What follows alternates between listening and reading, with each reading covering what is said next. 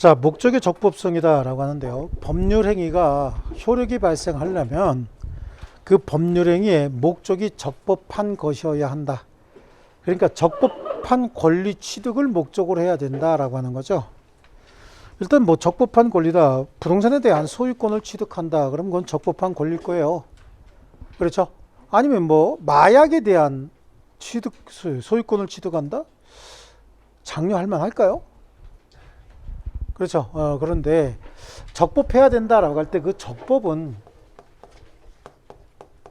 법에 부합되어야 한다라고 할 때 이 법은요, 두 가지로 나눠요. 강행법규가 있고요. 임의법규가 있다. 이렇게 이야기하거든요. 강행법규는요, 위반해서는 안 되는 법규를 얘기해요. 근데 법규 중에는 임의법규 위반해도 되는 법규가 있는가? 예, 민법에는 그런 게 있어요. 사법에는.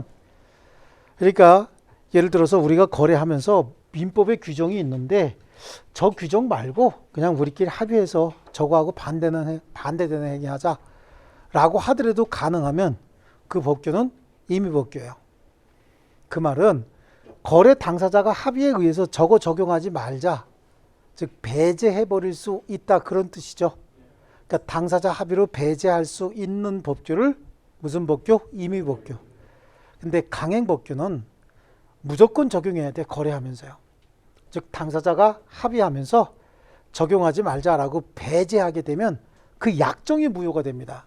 무조건 법이 적용이 된다. 그걸 강행법규인데, 그러면 법을 위반했다는 얘기는 임의법규를 위반할 수도 있고 강행법규를 위반할 수도 있는데, 임의법규를 위반하는 건 가능하다 그랬죠. 근데 강행법규를 위반하게 되면 무효이기 때문에 여기서 법률행위 목적이 적법해야 된다라고 할 때 그 법은 강행법규를 얘기하는 겁니다. 임의법규는 위반해도 된다고 얘기를 했어요. 근데 이 강행법규도 또 효력규정과 단속규정으로 나눠져요. 효력규정도 있고요. 단속법규 또는 단속규정도 있다라고 얘기를 해요. 이 효력규정을 위반했답니다. 위반 행위를 가지고 보는 거야. 위반 행위를 가지고 봤을 때 효력규정을 위반하게 되면 이거는 그냥 무효입니다. 무효. 단속규정을 위반했답니다. 그런데 이거는 단속규정을 위반하면 유효지만 반드시 처벌이 따른다. 그래서 처벌 목적의 법규를 단속법규라고 얘기를 해요. 무허가 음식점의 음식물 판매 행위라고 했는데 무허가 음식점의 영업행위는 식품위생법을 위반했어요. 영업행위 자체가 무효가 될 수가 없습니다. 행위 자체는요, 유효지만 다만 걸리면 처벌하죠. 무허가 음식점에서 음식물 판매 행위가 무효가 된다라고 하면 우리가 음식 먹고 이행 전이면 이행할 필요 없으니까 돈 안 줘도 되죠. 그러면 이행한 건 어떻게 반환해야 되잖아요. 되돌려 받아야 되죠. 그러면 음식점 사장님이 뭐죠? 바가지 하나 주겠죠. 먹은 거 다 꺼내 그럴 거 아니야. 굉장히 곤란한 일이 생기죠. 또 최선을 다해서 꺼냈더니 아직 꽃이 하나 덜 나왔다고, 고추 하나 덜 나왔다고 아주머니가 해드롭게 해갖고 또 손가락도 목젖까지 이렇게 집어넣어서 꺼내겠죠. 아, 더러운 일이 생긴다니까. 그러니까 이건 어떻게 하자고요? 유효로 하자는 얘기야. 그 대신 걸리면 어떻게 하자고요? 처벌하자라고 하는 겁니다. 그런데 우리 민법상 단속 규정은 없어요. 민법상 강행 규정은 전부 다 뭐예요? 효력 규정입니다. 민법상 강행 규정은 싹 다 효력 규정이기 때문에 민법상 강행 규정을 위반한 범죄 행위는 무효로 한다. 그럼 그거는 맞는 지문이에요. 그런데 또 야비하게 되는 사람들 이렇게도 낸다고. 그러니까 항상 시험을 좀 야비하게 되는 사람들이 있어요. 모든 강행 규정을 위반한 범죄 행위는 무효로 한다. 그럼 그 모든 자를 얘기하면 모두 집어넣겠다는 얘기죠. 단속 규정 이것도 집어넣겠다는 얘기예요. 그러니까 모든 자 하나 넣고 안 넣고 이렇게 해서 답을 만드는데 참 바람직한 건 아니에요. 문제 그렇게 내는 건 바람직한 건 아니고, 민법상 강행법규는 전부 다 효력 규정이니까 민법에는 단속 규정이 없어. 민법에 처벌 규정이 있어요, 없어요? 없어요. 그래서 민법에는 단속 규정은 없고 다 효력 규정이에요. 그래서 이거 위반하게 되면 무효다. 이게 맞는 얘기지. 앞에다 모든 자 집어넣어서 나는 이것도 의미했거든, 이렇게 해갖고 틀린 지문으로 집어넣고 이렇게 하면 좀 문제가 있는 거야. 그럼 단속 규정은 어디 있느냐라고 하는데, 우리 시험에 나올 수 있는 단속 규정은 부동산 등기특별조치법에 중간 생략 등기 금지 규정이에요. 중간 생략 등기라는 거 처음 듣는 분들도 있는데 아마 미등기 전매 행위다라고 하는 건 들어본 분 많이 있을 거예요. 그러니까 중간 생략 등기는 갑이 을에게 매각한 부동산을 을이 소유권 이전 등기를 하고 병에게 다시 매각해서 소유권 이전 등기해 주는 게 가장 적법한 과정인데, 매매 계약을 했고 여기도 매매 계약을 했는데 등기를 이렇게 해서 이렇게 순차적으로 가는 게 아니라 바로 여기서 일로 등기가 넘어가는 걸 얘기하는 거예요. 그러면 중간에 지금 을이 생략된 등기를 해버렸죠. 그리고 을 입장에서는 지 이름으로 등기하지 않고 팔아먹었으니까 이게 미등기 전매 행위고, 법률 행위로 얘기할 땐 이게 미등기 전매 행위고, 등기 차원에서 봤을 때는 중간 생략 등기인 건데, 이 법의 이름이 이 법의 이름이 갑자기 법 이름이 생각이 안 났어. 예. 맞아. 부동산 등기특별조치법이야. 죄송합니다. 부동산 등기특별조치법이라고 해서 특조법이라고 하는데, 이 부동산 등기특별조치법에 이렇게 중간 생략 등기는 금지되어 있다라고 하는데, 왜 계속 등기로 얘기하냐면 이 법은 부동산 등기특별조치법이에요. 그러니까 등기법이니까 등기 차원에서 얘기하는 거고, 우리 민법에서 얘기할 때는 뭐야? 미등기 전매 행위야. 근데 이 민법에 규정이 있어요, 없어요? 없기 때문에 시험에 나오는 건 법조문 규정으로 해서 중간 생략 등기라고 나오는 거예요. 아시겠죠? 부동산 등기특별조치법이에요. 아시겠죠? 자, 잠깐 착각했어요. 요게 나오는데 이거는 유효입니다. 유효. 유효인 이유가 갑하고 을의 법률행위가 이게 유효죠. 갑하고 을의 법률행위가 유효고, 유효라고 한다면 얘는 실체 권리를 취득할 수 있는 자거든요. 그리고 을과 병의 법률행위도 유효야. 지금 지 이름으로 등기하기 전에 얘한테 매매계약 체결하면 그 매매계약이 유효야, 무효야? 지 물건이야, 아니요? 아직 자기 물건 아니죠. 권리를 취득할 수 있는 지위만 가지고 있었지 아직 소유권 취득 못한 거잖아요. 등기해야 소유자가 되는데. 하지만 타인의 물건 매매도 유효 아닙니까? 유효고. 그러면 얘도 권리를 취득할 수 있는 자고, 그 자로부터 유효한 계약을 체결했으면 얘도 권리를 취득할 수 있는 자 아닙니까? 근데 여기서 바로 소유권 이전 등기가 됐다는 얘기는 실체 권리 관계와 등기 관계가 어떻게 됐다는 얘기야? 일치하고 있다, 그런 얘기잖아요. 그러니까 이거 자체를 무효로 보진 않겠다는 거예요. 그 대신 이거는 어떻게 한다? 걸리면 처벌한다는 얘기야. 이건 처벌하겠다는 얘기지. 등기 자체를 지금 보니까 권리 자체가 무효가 아니잖아요. 등기라고 하는 것 자체는 공신력도 없어요. 하지만 등기는 실체 권리 관계가 이렇게 표시되어 있습니다, 이렇게 형성되어 있습니다 라고 하는 걸 외부에 알리는 기능밖에 없고, 실체 권리를 표시하고 있죠. 실체 권리 표시하고 있잖아요. 그러니까 이 등기는 무효가 아닌 거야. 근데 이게 혹시 토지거래 허가 구역 내에서 이루어졌으면, 토지거래 허가 구역 내의 토지거래 계약은 관할관청에 허가가 없으면 뭡니까? 무효죠, 무효. 아까 특별 효력 발생 요건이라 그랬잖아요. 무효니까 얘는 권리를 취득할 수 있는 자야, 없는 자야? 없는 자고, 얘네 둘 사이의 계약 자체가 토지거래 허가 구역 내의 토지니까 관할관청에 허가가 없으면 이건 뭡니까? 무효 아닙니까? 무효인데, 그럼 얘는 권리를 취득할 수 있는 자야, 아니야? 아닌데 지네끼리 합의에 의해서 이렇게 등기해 줬다는 거죠. 그러면 실체 권리 관계와 등기 관계가 일치하지 않게 되니까 이게 토지거래 허가 구역 내에서는 무효란 말이에요. 이해하셨어요? 아, 이거 괜히 한 거야, 이거? 괜히 한 걸로 해, 그럼. 뒤에 가서 토지거래 허가 한번 배우고 난 다음에 다음 과정에 한번 더 설명드릴게요. 그래서 등기라고 하는 건 실체 권리를 외부에 표시하는 기능밖에 안 하기 때문에 실체 권리자 이름으로 등기가 돼 있어서 이건 무효로 보지 않아요. 하지만 뭐 한다고요? 처벌한다라고 하는 거예요. 요거 하나가 좀 중요합니다. 이게 중요하고, 나머지 우리 민법상 강행 규정은 다 효력 규정이다. 책에서 몇 개만 보고 갈게요. 자, 거기 동그라미 2번 두 번째 줄 한번 보세요. 법률행위 목적이 적법하다는 것은 강행법규에 반하지 않는다는 것을 의미한다. 그래서 강행법규 밑에 좀 나오는데 그건 뭐 특별히 보실 건 없고요. 그 다음에 다음 페이지 넘겨보시면요. 민법상 강행 규정의 예가 여러 가지 나옵니다. 그 지금 안 보셔도 관계없어요. 근데 우리가 합리적으로 한번 보세요. 가족 간의 질서를 유지하기 위한 규정은 강행 규정으로 해야 되겠죠.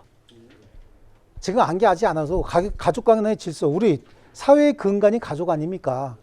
가족 간의 질서를 유지하기 위한 규정은 강행 규정이야. 그죠? 그 다음에 거래 안전을 지키기 위한 규정도 강행 규정으로 해야 되겠죠? 제 얘기 이해되십니까? 경제적 약자를 보호하기 위한 규정 강행 규정으로 해야 되겠죠? 그죠? 예. 사회적인 기본 질서 유지하기 위한 규정이라든지 거래 안전을 위한 규정이라든지 경제적 약자 등을 보호하기 위한 규정은 강행 규정이에요. 아시겠습니까? 예, 강행 규정인지 아닌지는 무슨 줄치고 암기하는 게 아니에요. 생각을 해보면 아 이건 당연히 지켜야 될 도리가 포함되어 있는 규정이다. 그러면 그건 강행 규정이에요. 이해하셨어요? 일부 일처제에 관한 규정이 강행 규정이에요. 임의 규정이에요. 일부 일처제. 내가 한마디도 안 했는데 여러분 그거 어떻게 알아요? 그걸 뭘 설명을 해야 알아? 그러니까 강행 규정이냐 아니냐라고 하는 건 이렇게 뭐 줄치고 이렇게 하는 게 아니라니까. 경제적 약자를 도와주기 위한 규정 이런 거 강행 규정일 수밖에 없죠. 우리는 경제적으로 약자 편이 돼야 돼, 강자 편이 돼야 돼. 무슨 약자 편을 왜 해? 강자 편을 해야지. 아, 경제적으로 강한 자가 되고 강자 편이 돼야지 왜 경제적 약자 될 거요? 하지만 거래할 때는 약자를 보호하겠다는 규정을 강행 규정을 하는 거야. 아니 지금 착각을 하고 있다니까. 무슨 도덕 시험인 줄 알아요. 이게 경제적 약자 편이 될 거요? 강자 편이 될 거요? 강자 편이 되고 그 대신 약자를 보호하면 되는 거지. 아버지한테 돈 빌려줄 때 저당권 설정 받아요, 안 받아요? 아버지한테 돈 빌려줄 때. 예? 아, 지금 묻고 있는데 왜 웃어? 당연히 받아야지. 아버지한테 저당권 설정할 때 돈 받아야죠. 그죠? 저당권 설정하고 돈 빌려줄 때 저당권 설정해서 이자는 법정 이자 최대 20%까지 해야죠. 예. 이자를 면제해주고 안 해주고는 그 다음 문제고 이자 약정까지 다 해놓고 나중에 혹시 후순위 저당권자가 아버지 부동산 경매에서 가져가려고 그럴 때 내가 선순위면 최대한 다 받아서 아버지 들으면 될 거 아니냐고. 그렇지 않습니까? 네. 저거 완전히 호로 새끼네. 이러면 안 되는 거야. 그죠? 이 거래는 거래고 아버지는 아버지고 그 다음에 아버지한테 이자 최대한 정해놓고 나중에 면제하면 될 거 아니야. 이자는. 그죠? 그것까지 또 싹 받으면 또 그때 욕을 먹겠지만 그죠? 자, 그 다음에요. 그러면 강행 규정의 유형은 그 밑에 보면 효력 규정에 그래서 니은 보이시죠? 효력 규정의 니은. 여기 보면 토지거래허가 구역 내 투기적 거래를 방지하기 위한 토지거래 허가 규정 있죠? 이거는 목적이 뭐예요? 투기적 거래를 방지하는 거야. 부동산 거래에 대한 건전한 질서 유지를 하기 위한 거거든요. 사회적 질서 유지하기 위한 거예요. 이거는 강행 규정으로 해야 되겠죠? 그 다음에 디귿에 보면 공인중개사법상 중개수수료 제한 규정이에요. 한도액을 초과한 중개수수료 급부 약정 중 그 초과한 부분은 무효가 된다. 이건 강행 규정을 위반한 거거든요. 예를 들어서 부동산 중개를 하면서 중개수수료가 너무 과다하게 책정이 되면 부동산 가격이 올라가요. 집을 파는 사람이 중개수수료가 너무 과다하다 그러면 집을 싸게 팔라고 안 그런다고. 그거 포함시켜서 팔라 그러거든요.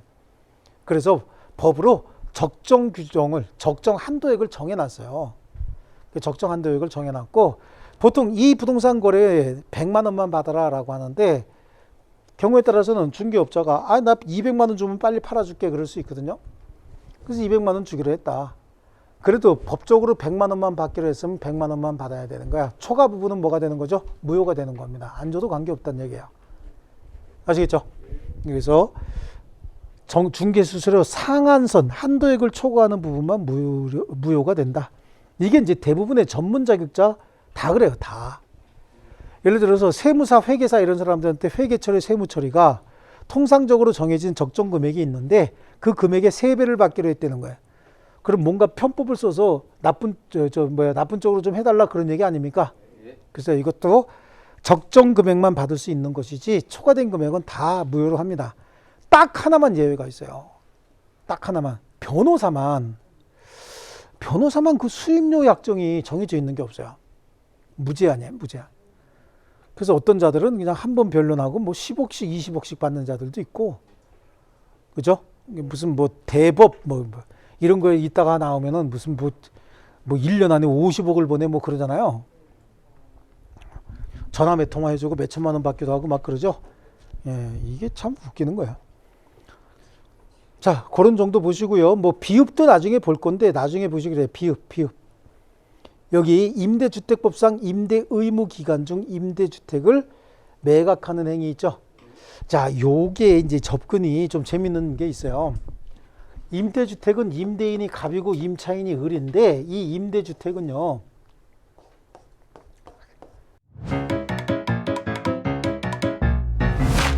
에듀윌 유료 회원만의 특별한 서비스.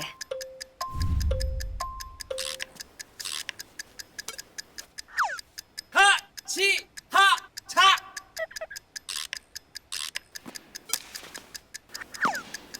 하치하차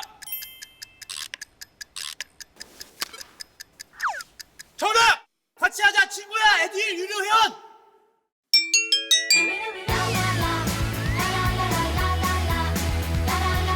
친구 소개하고 현금 받는 혜택. 오직 에듀윌 유료 회원에게만. 에듀윌. 임차인이 나중에 일정 기간이 지나고 나면 얘가 분양을 받아요. 분양을 받으면 그때 짓게 되는 거야. 그리고 이 분양 받을 때는요, 5년 내지 7년 있다가 분양을 받거든요. 근데 5년 내지 7년 동안 이 가격이 엄청나게 올라가 있는 거야. 근데 대체적으로 임대주택은요, 처음에 임대할 때부터 분양 전환 가격이 얼마다라고 정해놓는 경우도 있었어요. 전에는 있었다고. 그래서 이때 분양 전환할 때는요, 5년 전, 7년 전 가격으로 분양을 해버리는 거야. 그럼 이게 5년 전에는 평당 2천만 원이었다. 그러면 7년쯤 지나면 이거 3천만 원 될 거 아니냐고. 그렇죠? 3천만 원이고 이게 32평짜리였다라고 한다면 벌써 3억 2천이 올라갔다는 얘기잖아요. 근데 분양은 얼마에 받아? 2천씩 받아와. 그러니까 이 중간에 여기 임대 의무 기간 중에 을이 병에게 팔아버려요. 원래 임대인의 지위는 변경 못 하거든, 이때는. 근데 실제로 팔아요, 여기다가. 팔고 어떻게 하는 거예요? 팔고. 한참 있다가 지가 나중에 분양 전환 받고 난 다음에 소유권 이전 등기 해주기로 이렇게 약속을 하는 거예요. 이거 자체가 무효죠. 왜냐하면 이거 매매할 때 누구 물건이야? 갑의 물건이죠. 을이 처분행위 할 수 있어요, 없어요? 권리 처분행위 할 수 없거든요. 약속만 약속은 할 수 있어도. 근데 이거 자체는 법에서 금지되어 있단 말이에요. 그래서 여기 지금 처분하는 행위 자체를 무효로 할 수는 없지만 법에서 어떻게 하고 있어요? 금지해 버렸죠. 그러니까 이거는 무효로 한다고. 그리고 이거는 강행 규정이야. 남의 거 처분했기 때문에. 그런데 이게 이제 뒤에 가면 단속 규정도 있어요. 이건 임대 의무 기간 중에 처분한 거고요. 우리 투기가 좀 만연할 지역에 어떤 주택 같은 거 있죠? 주택 도시기금인가요? 이런 거 지원받아서 지은 주택들 있잖아요. 이런 주택들은 상당한 기간 동안 전매가 제한이 되죠. 그래서 갑으로부터 을이 분양을 받았다고. 분양을 받고 얘는 5년 동안 전매할 수 없다. 이렇게 되어 있는 거예요. 그런데 5년 동안 전매할 수 없는 걸 을이 분양받은 걸 병에게 팔아요. 병에게 팔고 5년 지나고 나면 그때 소유권 이전 등기 해주기를 한다고. 이거는 하지 말라는 짓을 했기 때문에 계약 자체는 유효로 하고 그 대신 처벌 대상으로 하겠다는 거야. 왜냐하면 요 기간 중에 요 물건 누구 물건이야? 갑의 물건이에요? 을 물건이지. 분양받았는데 전매 제한 기간일 뿐이지 소유권은 여전히 을에게 있는 거 아니에요? 그렇죠? 요거는 요 기간 중에 소유권 누구에게 있어요?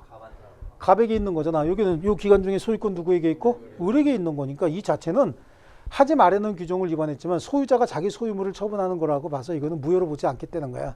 그 대신 걸리면 어떻게 한다? 그에 따른 처벌을 받는다. 불이익을 당한다는 거죠. 그래서 둘이 분양 조건에 뭐라고 돼 있냐? 만약에 처분행위 하게 되면은 분양계약을 취소하고 원금만 돌려준다 이런 내용이 들어가 있으면 이거 걸리면 분양계약 취소하고 갑이 얘한테 원금만 돌려준다고 이자 없이. 그런 불이익을 당한다는 것이지 이 계약 자체가 무효로 보진 않겠다는 거야. 개념 자체가 요 기간 중에 소유자가 누구요? 을이고 요 기간 중에 여기 소유자 누구죠? 갑이니까 이건 무효로 하고 이거는 무효로 하지 않겠다. 그 대신 처벌하겠다는 얘기예요. 그래서 거기 보니까 비읍에 임대주택법상 임대 의무 기간 경과 전에 임대주택을 매각하는 행위 있죠? 네, 요거 하고요. 단속 규정 보시면 단속 규정에 다음 페이지잖아요. 오른쪽 페이지에 니은의 중간 생략 등기를 금지하는 부동산 등기 특별조치법 규정 있죠? 이거 그다음에 주택법상 국민주택의 전매 금지 규정 있잖아요. 요거는 단속 규정에 해당한다. 그 다음에 탈법행위 보세요. 밑에 탈법행위. 그 두 개 정도는 암기해 두셔야 됩니다.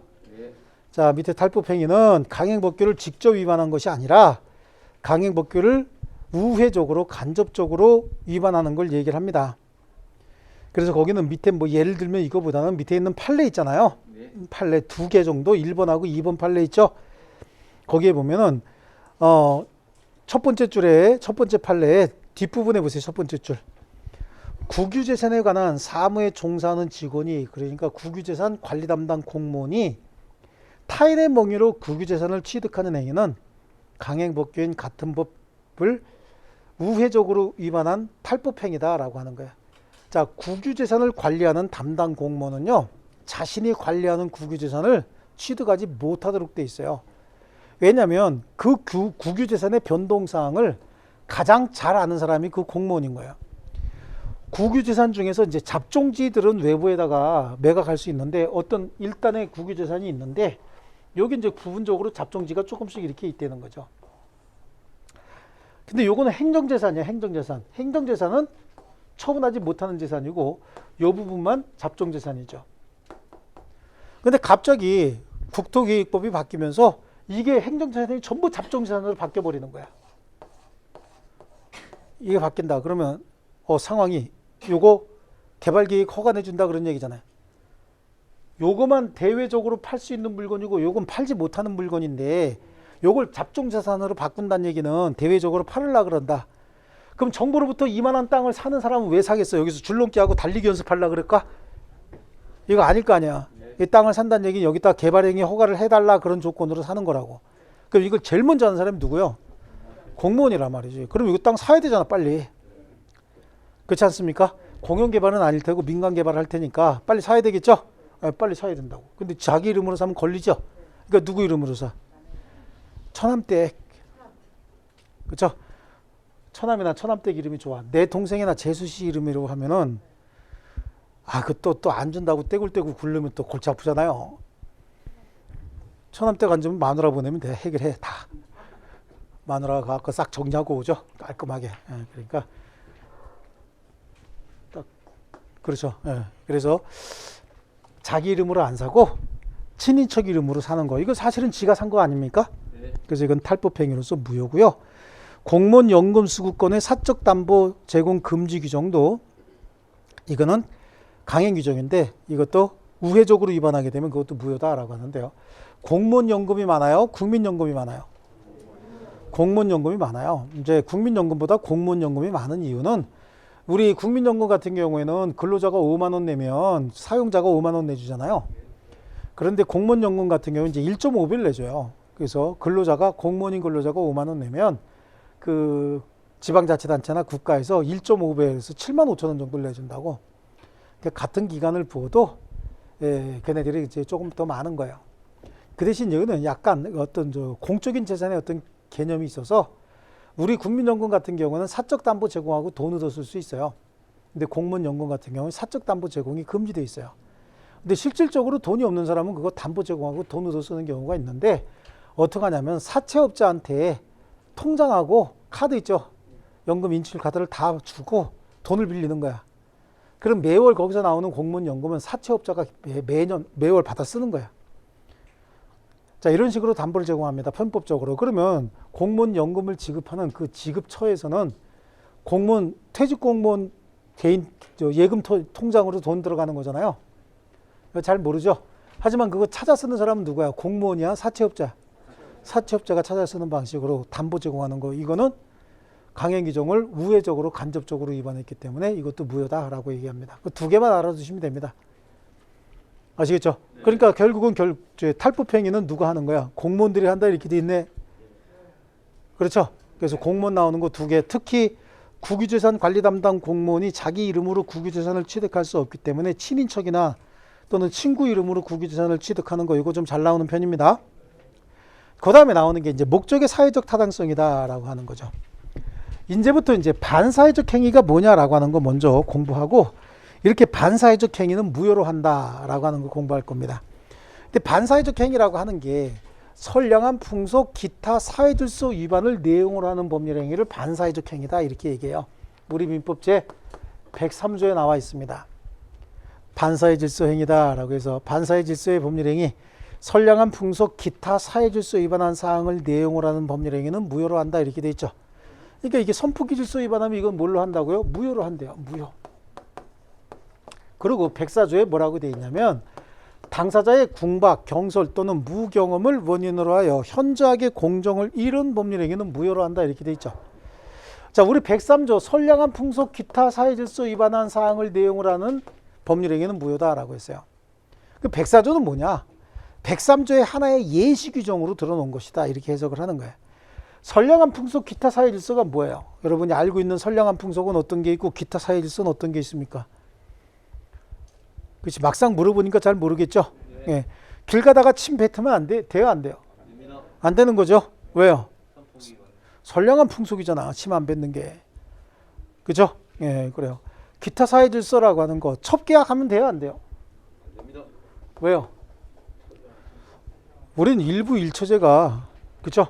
일부 일처제인데 마누라를 둘 두겠다는 게 아니라 첩을 하나 더 두겠다라고 하는 거. 이건 가정의 기본 질서를 파괴하는 선량한 풍속 기타 사회 질서를 위반하는 거예요.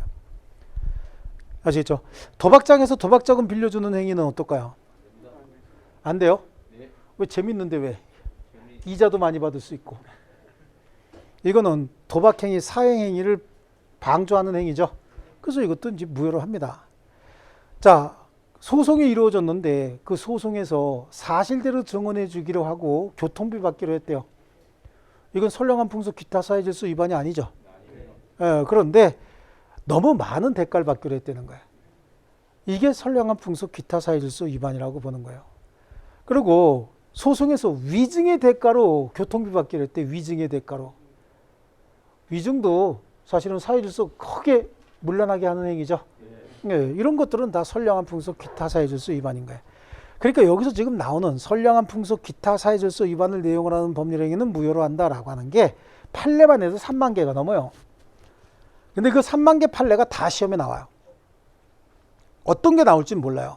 근데 놀랄 거 없어요. 금방 얘기했듯이 제가 금방 말씀드린 것들 중에서 저거 좀 이상한데? 라고 하는 느낌이 있나요?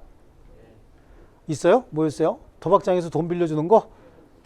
도박장에서 돈 빌려주는 행위 무효죠. 그게 좀 이상한가요? 왜 반사회적 행위지? 그런 느낌이 드나요? 그래요? 도박장에서 돈 빌려주는 행위는 당연히 반사회적 행위지. 도박장에서 돈 빌려준다는 얘기가 뭐야? 도박 자꾸 하라는 얘기잖아요. 그죠? 예. 아, 좀 빌렸을 수도 있지. 그런 개념이 지금 빨리 없어져야 된단 말이에요. 그렇지 않습니까? 첩은 둬야 돼, 말아야 돼? 얘기하기 곤란하죠, 지금? 예. 그런 거에 다 반사회적 행위란 말이죠. 예. 그래서 여기서는요, 반사회적 행위냐 아니냐라고 하는 걸 구체적으로 얘기할 필요가 없어요. 얘기할 필요 없이 이거는 그냥 길 가다 침 뱉으면 눈총, 이렇게 버스 안에서, 전철 안에서 진한 애정에 행각하면 눈총 받아요. 요거만 알아도 이건 다 아는 거야. 여기 있는 내용은. 조금 애매한 것들만 몇 개 이렇게 보시고 나머지는 다 아는 내용이야. 근데 난 앞만 읽어도 이게 왜 반사회적 행위인지 잘 모르겠다. 아니 도대체 왜 첩을 두지 말라는 거야? 아니 도대체 왜 도박장에서 도박을 못하게 하는 거야? 아, 왜 위증을 못하게 하는 거야?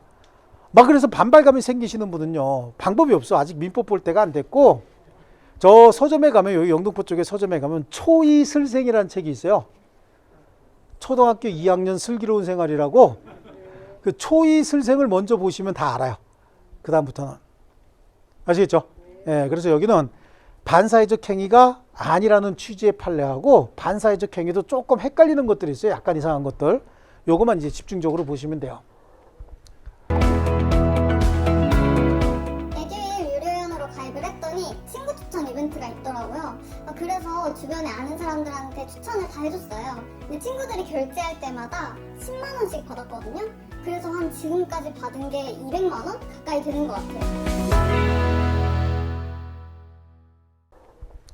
근데 103조만 2번 썼네요. 103조 선량한 풍속 기타 사회질서 위반을 내용으로 하는 법률 행위는 무효다라고 해놓고 104조에 당사자의 궁박, 경솔 또는 무경험을 원인으로 해서 현저하게 공정을 잃은 법률 행위는 무효로 한다라고 했는데 이 104조는 103조의 하나의 예시 규정인 거야.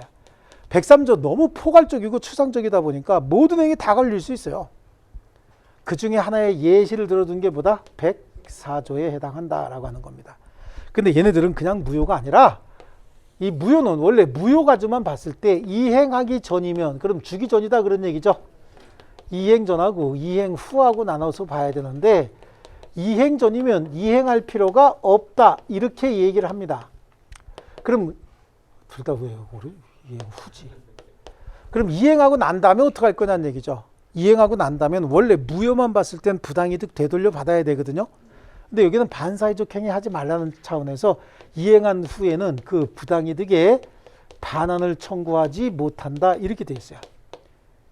왜냐하면 이 무효는 그냥 무효가 아니라 불법 행위로서 무효이기 때문에 불법 원인구보에 관한 746조가 적용이 됩니다.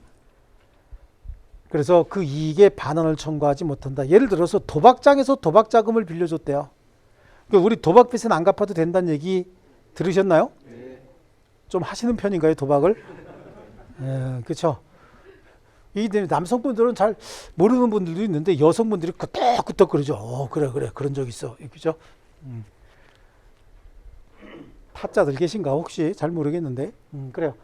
그래서 도박장에서 도박 자금을 빌렸대요. 그거 안 갚아도 된다라고 하는 얘기가 이것 때문에 그런 거예요. 이행 후에는 돈 빌렸어도 나중에 갚을 필요 있다 없다. 채권자가 부당이득 반환 청구하지 못한다 이런 거예요. 아시겠죠? 왜 도박장에서 도박 자금 왕창 빌리는 거 한 2억 원 정도. 그럼 갚아 안 갚아? 안 갚으면 되는 거죠. 밤길만 조심하면 돼. 밤길만. 화장실에서 뒤통수 조심하고 그렇죠. 편안하게 살기는 좀 힘들겠죠. 좋습니다. 요거 가지고 지금 공부할 겁니다. 자, 그래서 거기 103조의 기능인데 103조는 동그라미 2번으로 가서 줄 칠게요. 법률행위가 강행법규를 위반하지 않아도 선량한 풍속, 기타 사회질서 위반하면 무효로 된다. 라고 해서 103조의 의의보다는 거기 동그라미 3번에 보시면 밑에 부분에 동그라미 3번 보이시죠? 103조에 의해서 무효가 되는 반사회 질서 행위다 라고 해서요. 법률행위 목적인 권리 의무의 내용이 선량한 풍속, 기타 사회 질서 위반한 경우 그러니까 권리 의무의 내용이 뭐죠? 도박장에서 도박자금 빌려주고 도박 채권을 발생시켰다든지 이런 거 얘기하는 거예요. 내용 자체는 반사회적인 것이 아니라도 법률적으로 이를 강제하거나 라고 하는데요. 자, 이런 거 있어요. 평생 이혼하지 않겠다. 평생 이혼하지 않겠다 라고 하는 게 반사회적 행위일까요? 아닐까요? 예? 아니에요. 반사회적 행위예요. 평생 이혼하지 않겠다라고 하는 게 반사회적 행위입니다. 그죠? 왜냐하면 혼인의 자유가 있으면 이혼의 자유도 있어야죠. 아니, 영 아주 못 쓰겠는데 평생 무조건 살아야 돼. 이혼의 자유가 없어서. 그래서 평생 이혼하지 않겠다라고 하는 그 약속은 싹 다 무효인 거야. 여러분 결혼할 때 혼인서약 하시죠? 예? 나만 한 거예요? 혼인서약을? 혼인서약 하셨을 거예요. 신랑 신부는 검은 머리 팥불이 되도록 죽음이 서로를 갈라놓을 때까지 서로 아끼고 지금 들으니까 되게 웃기죠? 무슨 말도 안 되는 소리 했어. 서로 아끼고 사랑하며 함께 하겠느냐라고 해서 전부 그때 내라 그랬어요? 싫다 그랬어요? 에? 왜 내라 그랬어요? 바쁘니까 빨리 끝내야 되나. 저 지금 다음 팀 기다리고 있잖아요. 지금 30분 후에. 그렇지 않습니까? 그러니까 네 그러고 했죠. 그거 무효야. 무효. 두 부부가 이혼하면서 혼인서약 위반을 이유로 손해배상 청구하는 거 본 적 있어요? 그게 유효면 혼인서약 위반을 이유로 손해배상 청구해야 될 거 아니냐고. 그리고 결혼한 신혼부부도 보세요. 1년 반 넘으면 혼인서약 어딨냐 그러면 잘 몰라. 어딘가 있대. 정확히 어디 있는지 잘 몰라요. 열어보면 어디쯤 있겠지죠. 그게 그렇게 중요하면 늘 가슴에 품고 다녀야지. 여기 결혼한 지 한 10년 넘으신 분들 혼인서약문 언제 봤냐 그러면 벌써 언제 봤더라? 그렇죠? 집으로 갖고 왔을 때 한번 봤지 뭘 언제 봐. 언제 보기는. 무효야 무효 그거. 그런 것도 싹 다 무효입니다. 그래서 내용 자체가 반사회적인 건 아니잖아요. 하지만 이걸 법적으로 강요하게 된다면 이건 무효가 되는 거예요. 또 법률행위의 반사회 질서적인 조건 또는 금전적 대가가 결부됨에 따라서 반사회적인 질서 성질을 띠는 경우가 있어요. 자, 소송에서 사실대로 증언해 준다는 거예요. 소송에서 사실대로 증언해 줘요. 이게 반사회적 행위라 볼 수는 없죠.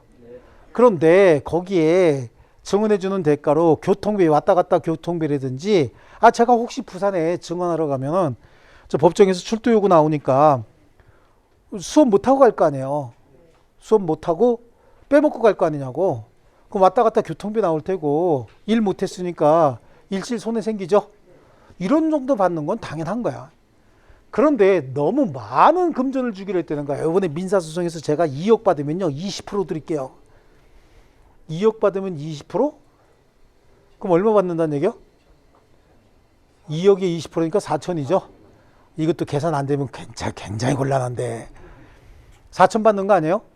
그럼 제가 기관 가서 증언해 주는 대가인데 1억 받는 게 좋아? 2억 받는 게 좋아?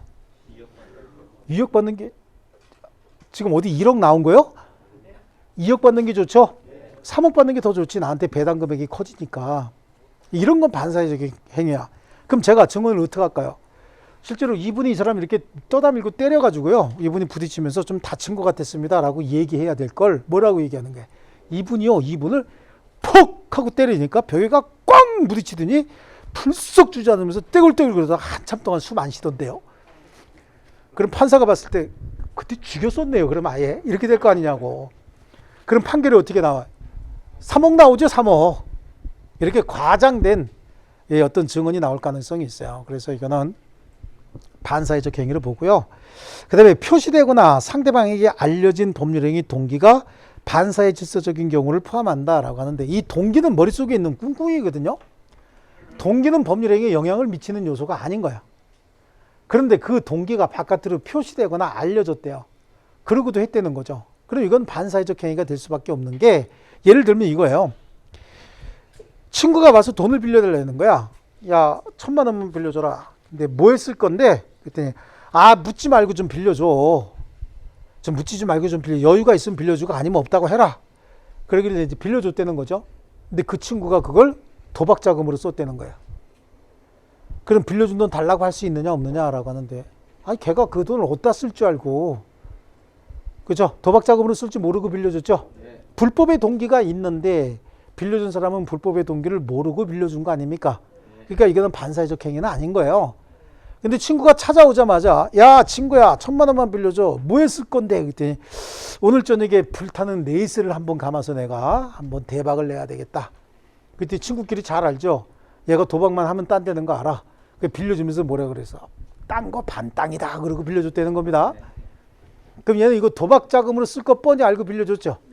그러면 표시된 동기가 불법이라는 거, 알려진 동기가 불법이라는 걸 알면서 빌려줬기 때문에 빌려주는 행위도 반사회적 행위로 보는 거예요. 그 친구가 왕창 땄답니다.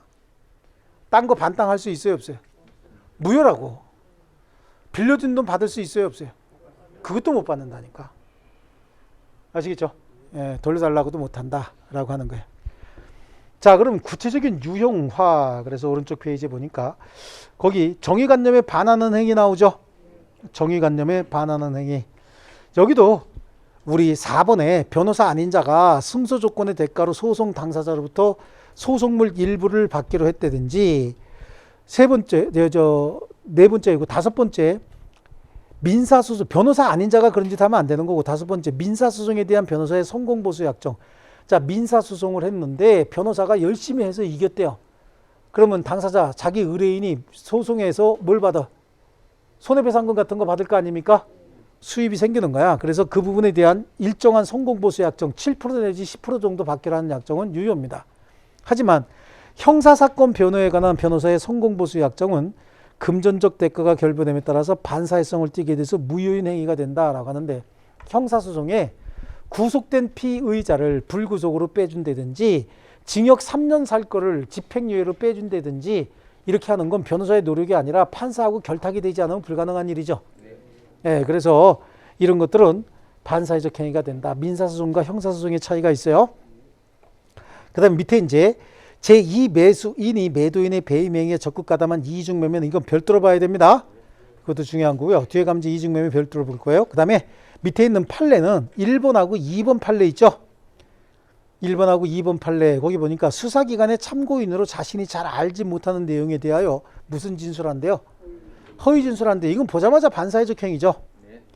그 다음에 증언해주는 대가로 용인될 수 있을 정도를 초과하는 급부를 받기로 했대요. 너무 많이 받기로 했지 않습니까? 이거는 반사회적 행위로서 무효가 돼야 되겠죠. 예, 반사회적 행위가 된다라고 하는 거고요. 안 줘도 된다는 얘기예요. 그 다음에 1년에 반하는 행위 있죠. 다음 페이지 보이십니까? 1년에 반환한다라고 하는 거. 이거 처가 부하, 그 줄칠 거 아니야. 이거는 줄치라는 것만 줄치세요.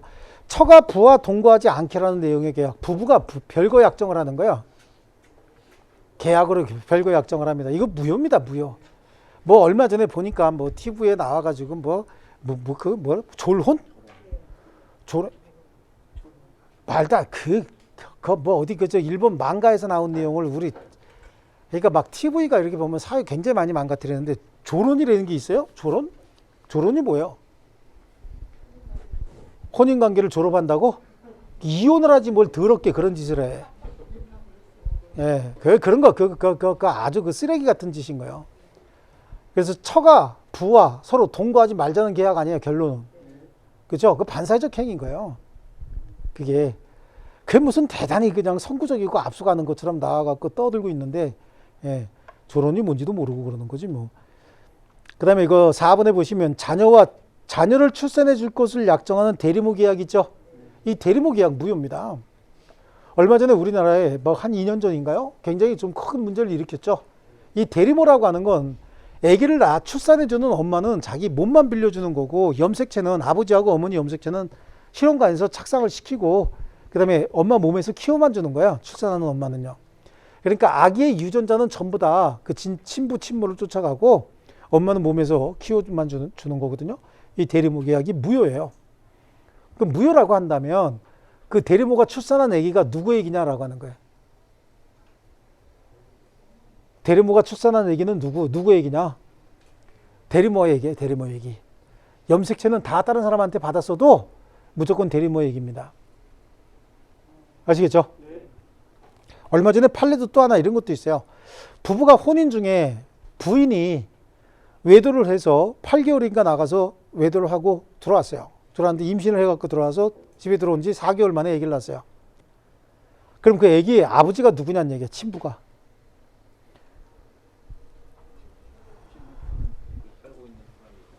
혼인 중인 자냐 아니냐라고 하는 거지.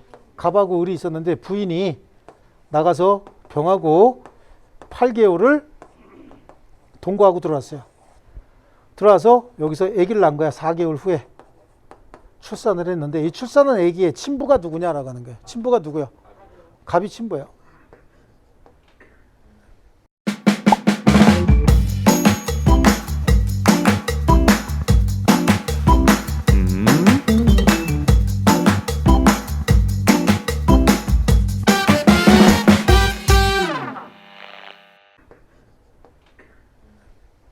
아시겠죠? 법적으로 이렇게 돼 있습니다. 갑이 친부인 거죠. 아마 유전자적으로 봤을 때는 이쪽이 친부일 가능성이 더 높죠. 근데 법적으로는 여기가 친부인 거야. 조금 아까처럼 갑하고 을이 아기를 못 낳으니까 얘네들 염색체만 빼서 병이라고 하는 여성에게 착상을 시켜서 병이 아기를 낳아줬다고. 이게 대리모죠. 이게 대리모고. 그럼 태어난 아기는 누구 아기냐라고 하는 거야. 친모가 누구냐? 친모는 병인 거예요. 아시겠죠? 예. 대리모 계약 자체는 반사회적 행위로서 무효고 이때도 이제 뭐 2억인가 주기로 했다라고 하는데 그럼 2억은 돌려줘 안 돌려줘? 반사회적 행위니까 그거 부당이득 반환 청구할 수 없거든요. 안 돌려줘도 관계없어요. 자, 그 다음에 첩계약과 관련된 모든 약정은 싹 다 무효죠. 싹 다 무효인데 그 밑에 보면은요 첩계약과 관련된 건 싹 다 문제고 뭐 그 동그라미 3번에 있는 처 있는 남자가 다른 여자와 맺은 혼인예약도 이거 무효죠. 혼인예약. 처 있는 남자가 그 판례 되게 재밌는 판례예요. 갑하고 을이 있는데 을이 부인인데 굉장히 심한 안 좋은 병에 걸렸어요.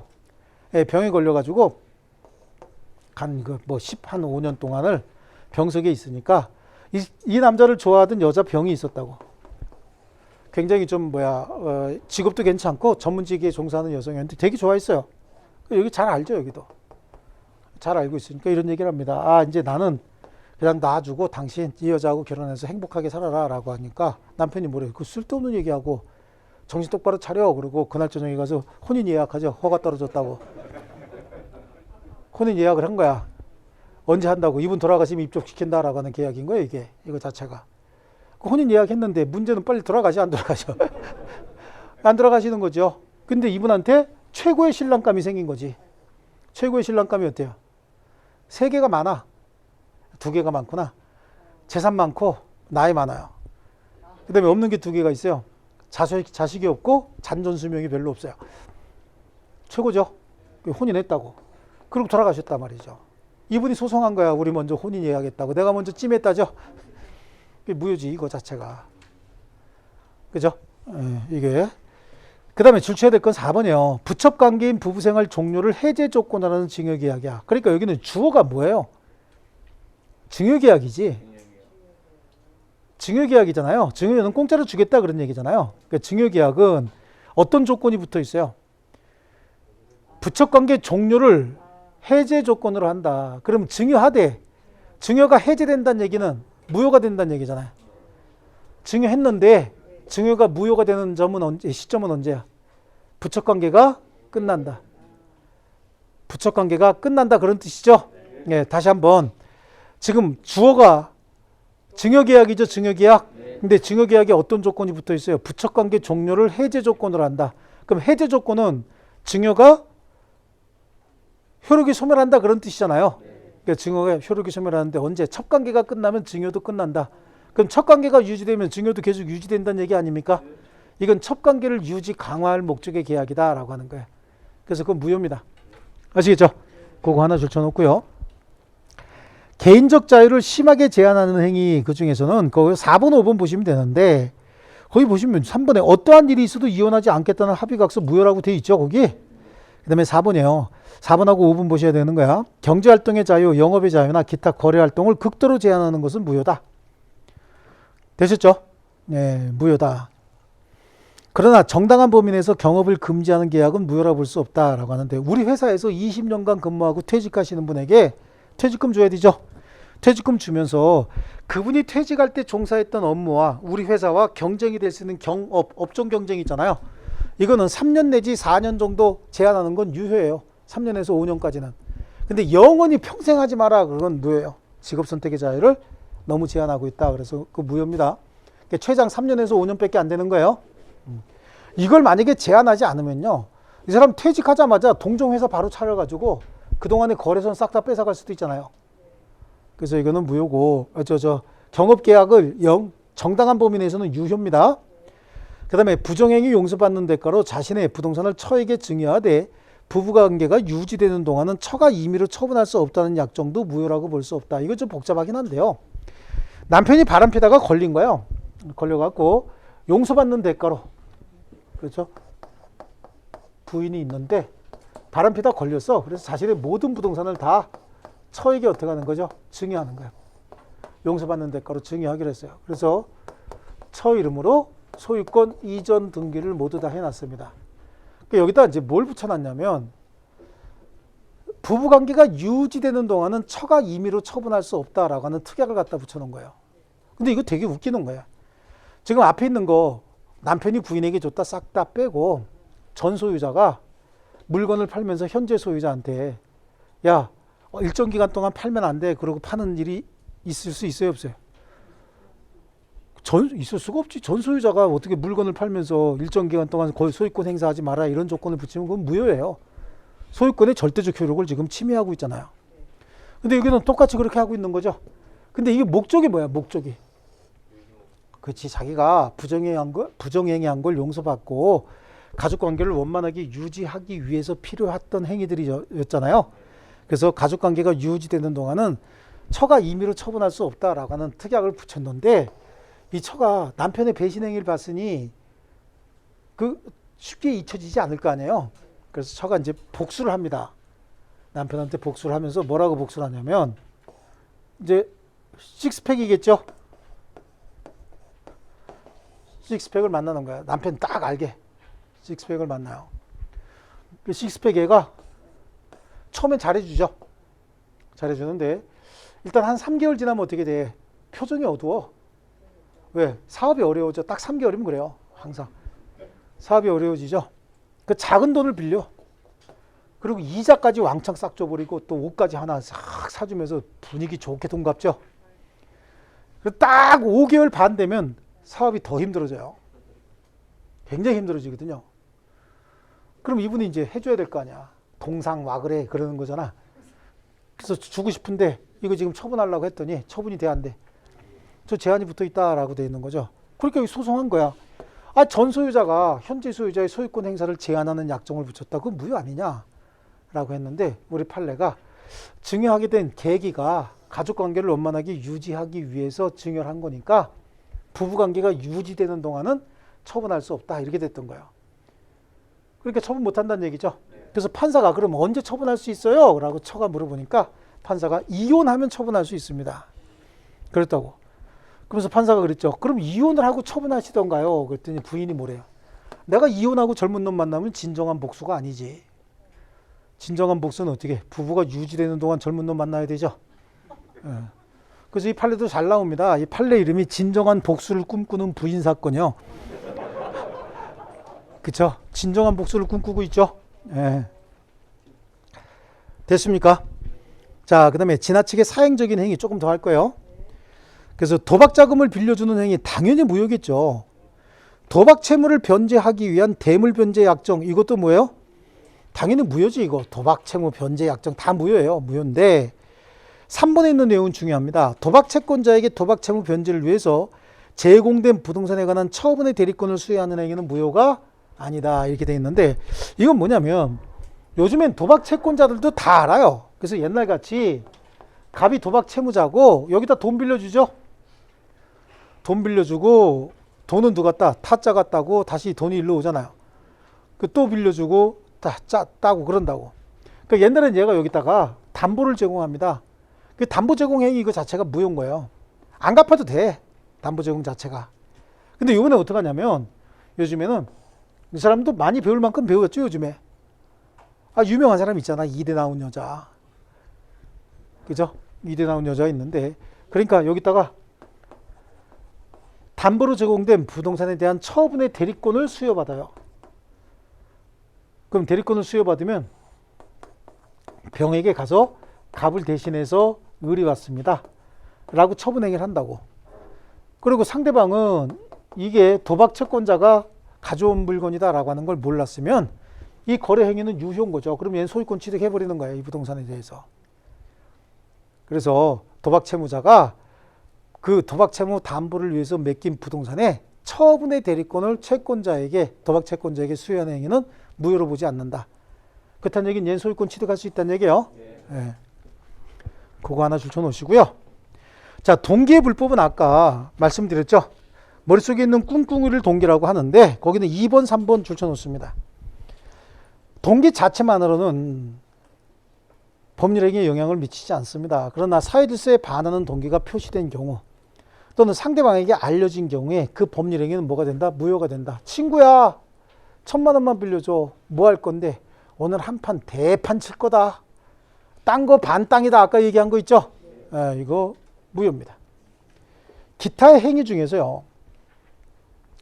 당초부터 보험사고를 가정해서 보험금을 탈 목적으로 생명보험 계약을 체결했다. 이건 무효죠?